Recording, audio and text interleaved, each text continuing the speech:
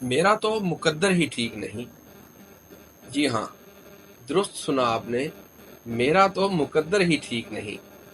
یہ وہ جملہ ہے جو ہم میں سے ہر دوسرا آدمی ہر دوسرے روز اپنی زبان سے ادا کرتا ہے۔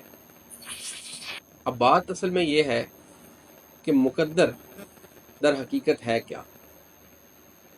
اسی حوالے سے واصف علی واصف رحمۃ اللہ علیہ کے ملفوظات سے ایک اقتباس پیش خدمت ہے۔ حضرت واصف علی واصف رحمۃ اللہ علیہ مقدر سے متعلق ایک سوال کے جواب میں ارشاد فرماتے ہیں کہ آپ کسی کا مقدر ہے اور کوئی آپ کا مقدر ہے۔ ایک بندہ ہاتھ دکھا رہا تھا تو وہ کہتا ہے کہ تیرا مقدر ٹھیک نہیں ہے۔ پاس ہی ایک بندہ بیٹھا تھا، وہ کہتا ہے کہ اس کا ٹھیک ہونا میری زبان میں ہے، میں کہوں گا تو ٹھیک ہو جائے گا۔ تو انسان کا آدھا مقدر لوگوں کی زبان میں ہوتا ہے، دعا دینے والے کی زبان میں ہوتا ہے۔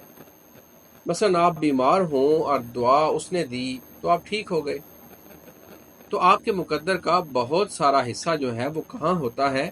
لوگوں کی زبان پر ہوتا ہے۔ تو لوگوں کی زبان بڑی شے ہے۔ مثلا کوئی ایک لفظ کہے اور آپ پریشان ہو جائیں گے، تو آپ کا مقدر ایک آدمی ہے اور اس کی زبان میں ہے۔ ماں زندہ ہو تو ماں، پھر باپ، استاد، پیر و مرشد، گرو، جس سے آپ کا رابطہ ہو اس کی دعا کارگر ہے۔